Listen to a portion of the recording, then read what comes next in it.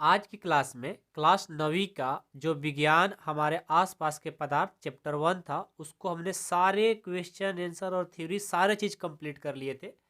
अब कुछ हमारे अभ्यास हैं जो लास्ट में प्रश्न दिया जाता है, कुछ न्यूमेरिकल होता है, कुछ क्वेश्चन होता है, उन सारे को सॉल्व करेंगे। ये बहुत ही इंपॉर्टेंट है अभ्यास। इस अभ्यास के जितना भी प्रश्न है सारे को आपको बनाना होगा। आपके एग्जाम में यहाँ से प्रश्न पूछे जाते हैं, ठीक है। पहला प्रश्न है कि निम्नलिखित तापमानों को सेल्सियस इकाई में परिवर्तित करें। याद है जब हम लोग बुक के अंदर का क्वेश्चन जो कर रहे थे वहां पर भी हम लोग केल्विन से सेल्सियस में चेंज करने के लिए पढ़े थे, परिवर्तित करने के लिए हम लोग पढ़े थे। एक बार फिर अभ्यास में मिला है, एक बार फिर से हम लोग पढ़ेंगे, ठीक है। तो पहले से हम सारे प्रश्न को लिख चुके हैं ताकि हमारा जो समय है ना वो बच सके, ठीक है। तो आइए सबसे पहले ए नंबर को हम बनाते हैं। ये केल्विन में है, इसको सेल्सियस में परिवर्तित करना है। तो केल्विन से सेल्सियस में परिवर्तन करने के लिए आपको केल्विन में जो केल्विन दिया रहेगा उसमें से 273 के मतलब 273 घटाना पड़ता है, ठीक है। तो मैं क्या करता हूँ, ये 300 केल्विन दिया है और इसमें से 273 घटा देंगे। जब घटाएंगे तो ये डिग्री और सेल्सियस में आएगा। 300 में से 273 को जब घटाओगे क्या होगा, 27 डिग्री। एक बार फिर से समझो, जब भी आपको एक केस मतलब केल्विन होता है, तो जब भी आपको केल्विन से सेल्सियस में परिवर्तन करना होता है तो केल्विन में से 273 जब घटा दोगे तो किस में आ जाता है, सेल्सियस में, और हमारा काम हो गया। अब 573 है तो आप खुद से कर सकते हो कि नहीं कर सकते हो। यदि आपको ये प्रश्न दे दिया जाए तो क्या आप इस प्रश्न को बना दोगे, बिल्कुल बना दोगे। क्या करोगे कि जो केल्विन में दिया है उसको मैं पहले क्या कर दूंगा, लिख लूंगा, और इसमें से 273 क्या कर देंगे, घटा देंगे। और ये डिग्री हो गया और ये सेल्सियस, घटाएंगे तो कितना आएगा, 300 डिग्री सेल्सियस, आंसर। अब दूसरा प्रश्न है कि निम्नलिखित तापमानों को केल्विन इकाई में परिवर्तित करें। अब देखो आपको सेल्सियस में दिया है, केल्विन में परिवर्तित करना है, तो कैसे परिवर्तन करोगे। इसका सीधा सा रूल है, जब सेल्सियस में दिया हो केल्विन में करना होगा तो 273 जोड़ देते हैं, उसका उल्टा हो जाएगा। तो ए नंबर कैसे बनेगा, ये हमें दिया है 25 डिग्री और इसमें कितना जोड़ देंगे, 273, और ये किस में आएगा, ये आ जाएगा केल्विन में। जोड़ दो, 273 और 25 कितना होगा, 298, 298 केल्विन हो जाएगा। इसमें डिग्री नहीं होता है, सिर्फ केल्विन होता है, ठीक है। बी में देखो 373 है, तो 373 का 73 और इसमें सेल्सियस में चेंज करना है तो 273 इसमें जोड़ देंगे, तो क्या हो जाएगा, 273 और 373, ये हो जाएगा 646 केल्विन, ठीक है। याद रहेगा ना, जब भी आपको सेल्सियस से केल्विन में चेंज करना होगा, सॉरी केल्विन से सेल्सियस में चेंज करना होगा 273 घटाएंगे, और सेल्सियस से केल्विन में चेंज करना होगा 273 जोड़ देंगे, हो जाएगा। ये तो बहुत ही आसान है। मैं उम्मीद करता हूँ सभी लोगों को ये प्रश्न समझ में आ गया होगा, यही न्यूमेरिकल कहलाता है। तीसरा प्रश्न है कि निम्नलिखित अवलोकनों हेतु कारण लिखे। तीसरा का ए है कि नैप्थलीन को रखा रहने देने पर यह समय के साथ कुछ भी ठोस पदार्थ छोड़े बिना अदृश्य हो जाती है। अब देखो तो नैप्थलीन होता क्या है, इसके बारे में पहले समझेंगे। नैप्थलीन एक वाष्पशील ठोस है जो द्रव अवस्था में आए बिना ही सीधे वाष्प में बदल जाती है। इस प्रक्रिया को ऊर्ध्वपातन भी कहते हैं। जब हमने आपको ऊर्ध्वपातन पढ़ाया था तो उसमें बताया भी था कि ऊर्ध्वपातन जो होता है बिना द्रव में बदले ही सीधा किस में बदल जाता है, वाष्प में बदल जाता है। उसी को हम लोग नैप्थलीन भी कह सकते हैं, ठीक है। नैप्थलीन नहीं, ऊर्ध्वपातन भी कह सकते हैं। तो उसी तरह नैप्थलीन भी एक वाष्पशील ठोस है। ये नैप्थलीन क्या करता है, बिना द्रव अवस्था में आए ही सीधे किसमें बदल जाता है, वाष्प में बदल जाता है। तो मैं इसका कारण लिखूंगा कि नैफ्थलीन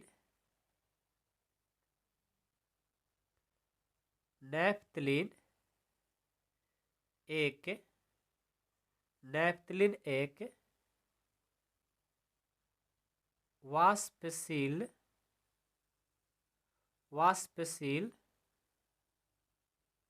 ठोस है। ठोस है जो द्रव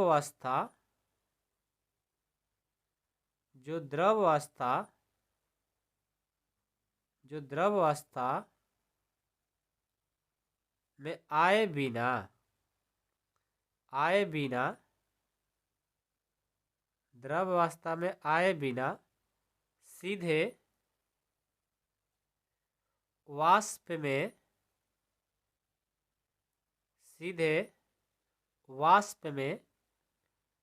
बदल जाती है।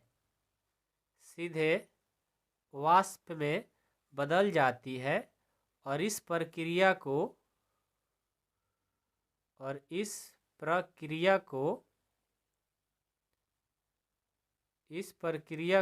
ऊर्ध्वपातन भी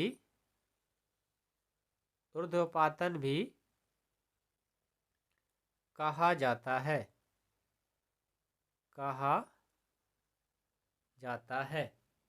ठीक है, याद रहेगा, कभी नहीं भूलोगे। चलो, इसका अगला प्रश्न क्या है? इसका अगला प्रश्न है, देखिए ध्यान से, हमें इत्र की गंध बहुत दूर बैठे हुए भी पहुंच जाती है। तो देखिए, इत्र की गंध जो होती है, मतलब कोई दूर बैठा रहता है उसके पास भी पहुंच जाती है। बिल्कुल सत्य बात है। तो देखो, इत्र एक वाष्पशील द्रव्य है। इत्र जो होता है वो क्या है? इत्र जानते हो किसको बोलते हैं? सेंट जो लगाते हो ना, उसको हिंदी में इत्र बोलते हैं। इत्र क्या होता है? एक वाष्पशील द्रव्य है जो वायु के कणों के साथ क्या करती है? मिलकर सभी दिशाओं में फैल जाती है, विस्तृत हो जाती है। इसलिए हमें क्या होता है, ये दूर बैठे लोगों के पास भी इसका गंध पहुंच जाती है। लिखेंगे इत्र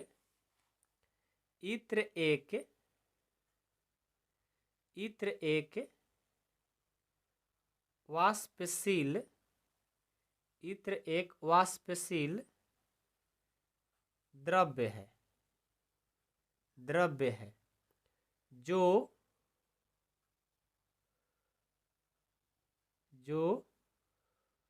वायु के कारण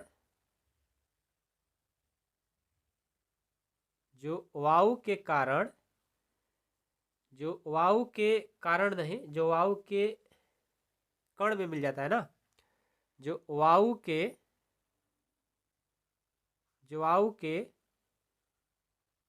कणों के साथ मिलकर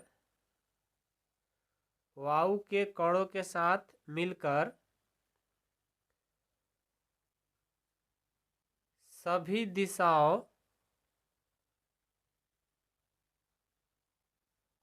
दिशाओं में विस्तृत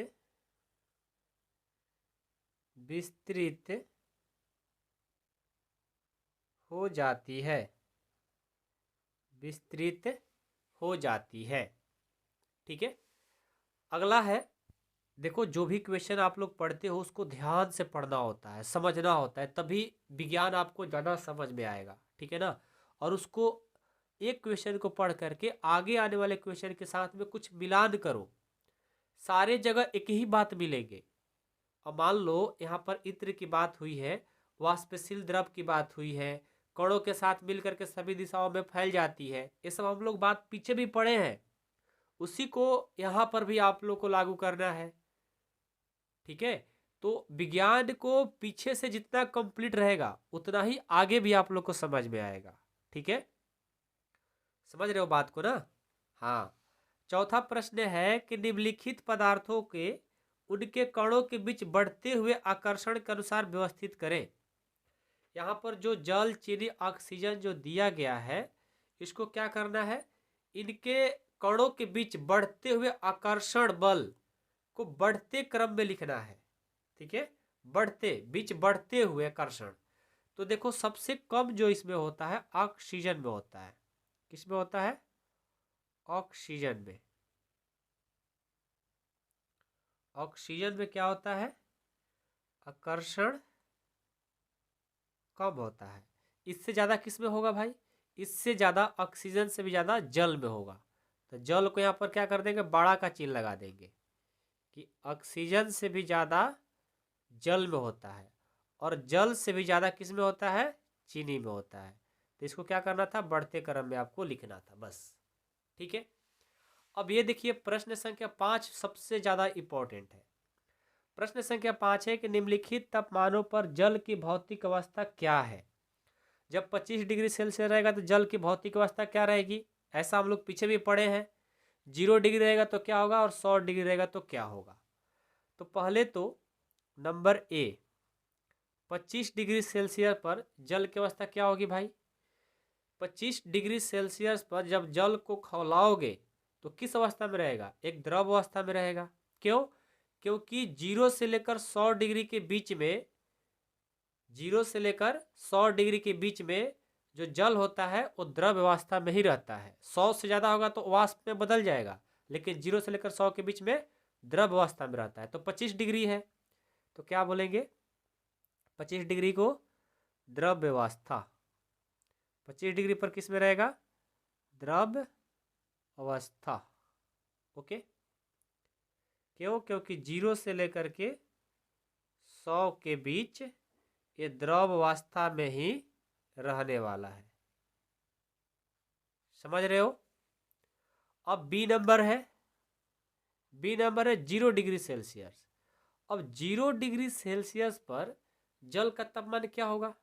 देखो 0 डिग्री सेल्सियस तापमान पर जल ठोस तथा द्रव दोनों अवस्था में हो सकता है, क्योंकि जल का हिमांक तथा बर्फ का गलनांक दोनों क्या होता है? 0 डिग्री सेल्सियस होता है।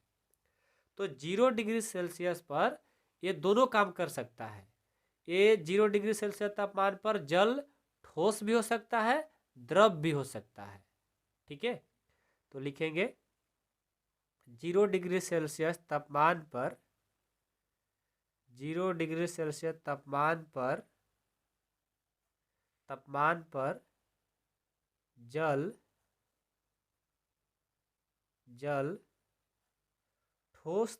ठोस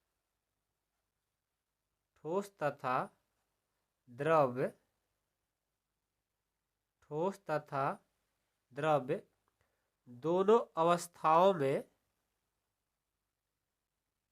दोनों अवस्थाओं में हो सकता है। याद रखिएगा 0 डिग्री सेल्सियस तापमान पर जल ठोस भी हो सकता है और द्रव्य भी हो सकता है। अब 100 डिग्री पर क्या होगा भाई? 100 डिग्री सेल्सियस पर तापमान द्रव्य भी हो सकता है। ठीक है, 100 डिग्री सेल्सियस तापमान पर जल द्रव भी हो सकता है, और साथ में ये गैस में भी हो सकता है। समझ गए? तो लिखेंगे, इसके बारे में हमने पीछे प्रश्न में जब कर रहे थे वहां पर पढ़े भी है। 100 डिग्री सेल्सियस तापमान पर, 100 डिग्री सेल्सियस तापमान पर जल 100 डिग्री सेल्सियस तापमान पर जल द्रव्य और वाष्प या गैस बोल सकते हो, दोनों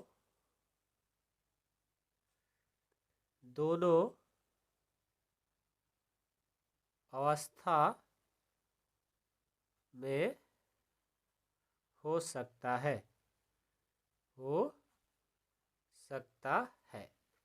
ठीक है, याद रहेगा। बहुत आसान है, बस आपको ध्यान से समझना है। विज्ञान आसान होता है, बस उसको समझना होता है मेरे भाई। उसके बाद तो आप सब याद कर लोगे, सब समझ लोगे। ठीक है, अगला प्रश्न क्या है भाई? अगला प्रश्न है 6 नंबर, पुष्टि हेतु कारण दे। नंबर ए, जल कमरे के ताप पर द्रव्य है। लोहे की अलमारी कमरे के ताप पर ठोस है, इसको हमें बताना है। आइए मैं पहले से प्रश्न लिख करके रखा हूं, ठीक है। ये देखिए, जल कमरे के ताप पर द्रव्य है, ये आपसे पूछा जा रहा है, ठीक है। तो क्या होगा, जल कमरे के ताप पर क्या होगा, द्रव हो जाएगा। देखो, जल का जो हिमांक होता है कितना होता है, 0 डिग्री सेल्सियस, तथा क्वथनांक कितना होता है, 100 डिग्री सेल्सियस होता है। तो जल कमरे के ताप पर द्रव है। पुष्टि के लिए कारण दो, तो बिल्कुल है। तो मैं पुष्टि के लिए कारण क्या देख सकता हूं कि जल कमरे के ताप पर द्रव्य है भाई। तो जल का हिमांक, जल का हिमांक 0 डिग्री सेल्सियस तथा क्वथनांक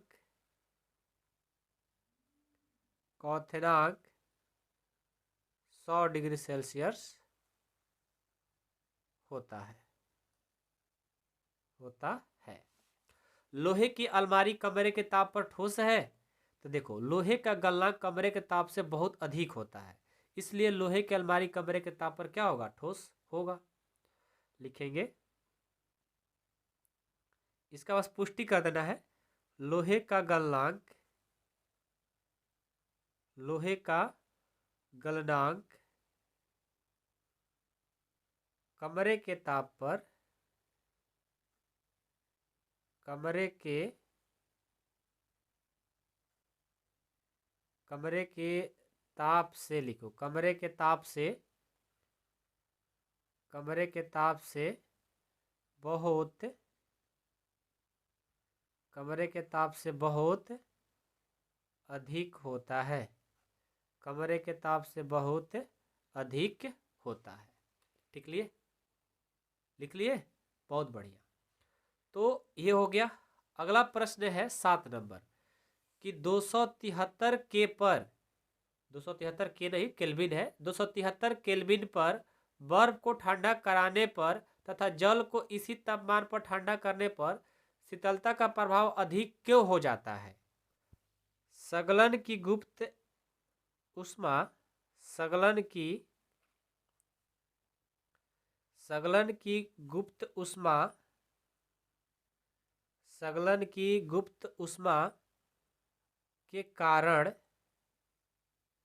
संगलन की गुप्त उष्मा के कारण 273 केल्विन, केल्विन 0 डिग्री सेल्सियस तापमान पर, 0 डिग्री सेल्सियस तापमान पर बर्फ जल की अपेक्षा, जल की अपेक्षा, जल की अपेक्षा अधिक, अधिक शीतलता, अधिक शीतलता प्रदान करता है, प्रदान करता है।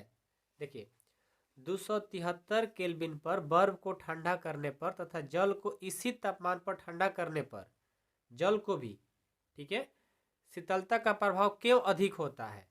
तो संलग्न की गुप्त उष्मा के कारण 273 केल्विन 0 डिग्री सेल्सियस पर तापमान पर बर्फ जल की अपेक्षा अधिक क्या होती है, शीतलता प्रदान करती है। इसलिए क्या हो जाता है, तापमान पर ठंडा करने की शीतलता प्रभाव अधिक हो जाती है। ठीक है। अगला है कि उबलते हुए जल अथवा भाप में से जलने की तीव्रता किसमें अधिक महसूस होती है। तो देखिए, इसका आंसर हो जाएगा कि वाष्पीकरण, वाष्पीकरण की, वाष्पीकरण की गुप्त उष्मा, वाष्पीकरण की गुप्त उष्मा के कारण, गुप्त उष्मा के कारण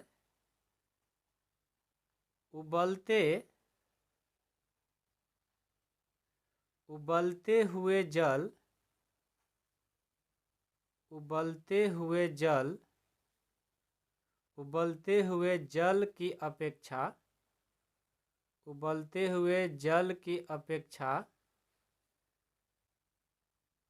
भाप से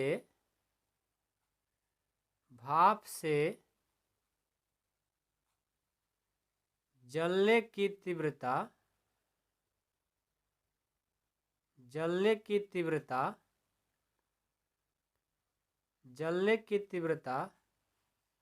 अधिक महसूस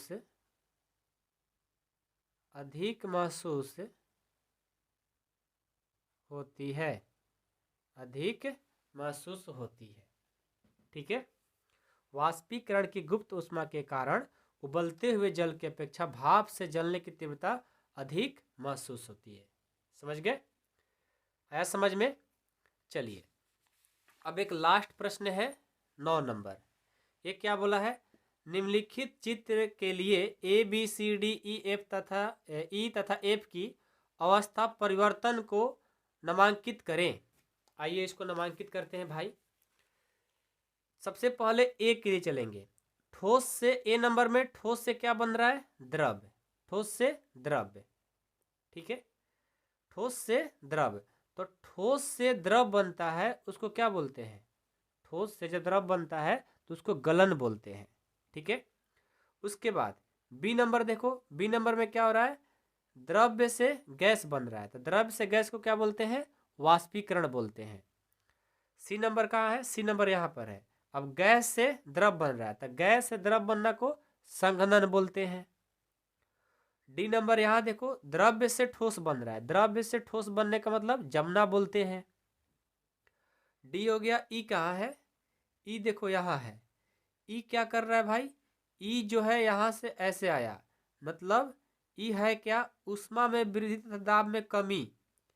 ऊष्मा में वृद्धि तथा दाब में कमी। और ये क्या कर रहा है?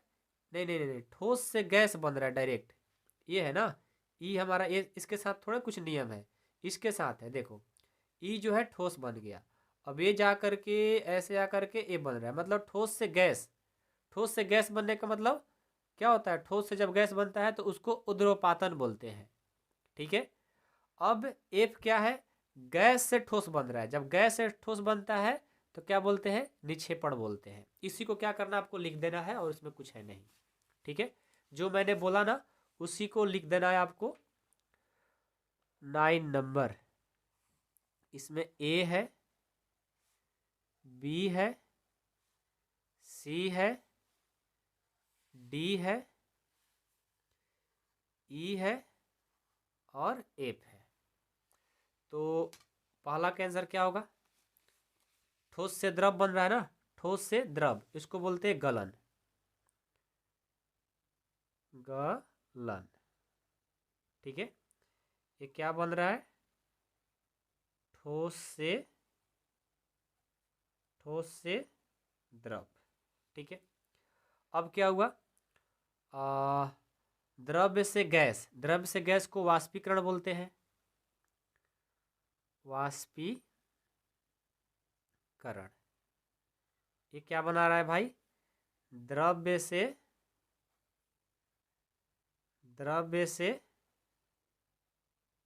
गैस बन रहा है। ठीक है, सी नंबर क्या है? सी नंबर गैस से द्रव। गैस से द्रव को क्या बोलते हैं? संघनन।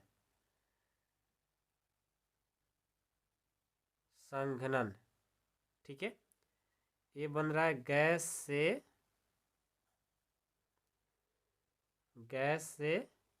द्रव। डी नंबर क्या है? द्रव्य से ठोस। द्रव्य से ठोस को क्या बोलते हैं? जमना। द्रव्य से ठोस। ओके, ई नंबर क्या है? ठोस से गैस। ठोस से गैस को क्या बोलते हैं? ऊर्ध्वपातन। ऊर्ध्वपातन, इसको हम लोग बोलते हैं ठोस से गैस। और एफ बना रहा है हमारा गैस से ठोस। इसको निक्षेपण बोलते हैं। निक्षेपण क्या बोलेंगे?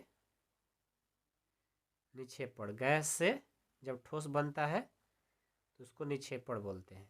ठीक है, तो देखो हमारा 9वीं प्रश्न भी कंप्लीट हो गया। इसी के साथ हमारा चैप्टर 1 का सारे चीज़ कंप्लीट हो गया। यदि वीडियो पसंद आए तो वीडियो को लाइक करिएगा, चैनल पर नए होंगे तो सब्सक्राइब करिएगा। और जो बच्चे क्लास में ज्वाइन होकर पढ़ना चाहते हैं, पूरा कंप्लीट कोर्स करना चाहते हैं, तो मात्र 499 रुपये में 9th क्लास का ऑल सब्जेक्ट पढ़ाया जा रहा है। ऐप पर आपको ज्वाइन होना है तो जो नंबर चल रहा है ना, उस नंबर पे कॉल करिए, मैसेज करिए, सर से बात करिए कि सर कैसे क्लास करना है। ऐप पर क्लास चल रही है मात्र 499 रुपये में, और 12 महीना का जो फी है मात्र 499 रुपये। 499 रुपये में पूरा कंप्लीट करा दिया जाएगा। जिनको भी ज्वाइन होना है जल्दी से ज्वाइन कर लीजिए। ठीक है, और बाकी तो आप लोग को वहाँ पर बहुत सारे सुविधा दिए जाएंगे, आपको नोट्स मिल जाएंगे ऐप पर, आपको अलग से डाउट क्लास दिए जाएंगे, टेस्ट लिया जाएगा। तो जो भी बच्चे ज्वाइन होना चाहते हैं जल्द से जल्द ज्वाइन कर ले, फिर आपको लिमिटेड सीट है, फिर सीट फुल हो जाएगा तो एडमिशन नहीं हो पाएगा भाई। और 499 का भी ऑफर है, फिर इसका फी बढ़ जाएगा तो फिर आप लोग मेरे को कुछ कहना नहीं। ठीक है, क्योंकि मैं शुरू में आप लोग को बार बार इसलिए बोल दे रहा हूँ कि पिछले साल मैंने किसी से बोला नहीं था, तो बस बहुत सारे बच्चे लास्ट में हमसे बोलने लगे सर आपने क्यों नहीं बताया। इसलिए मैं हर वीडियो में बताने की कोशिश करते रहता हूँ ताकि आप लोग को पता लग जाए। ठीक है, चलिए वीडियो को समाप्त करते हैं और अगले वीडियो में हम लोग चैप्टर 2 को पढ़ेंगे। सब लोग खुश हो? चलो बहुत बढ़िया। जहाँ भी डाउट दिक्कत आए आप मेरे को बताइए, और अपने दोस्तों में इस वीडियो को जितना हो सके शेयर कर दिया करो। ठीक है, चलिए मिलता हूँ नेक्स्ट क्लास में। थैंक यू सो मच बच्चों, लव यू।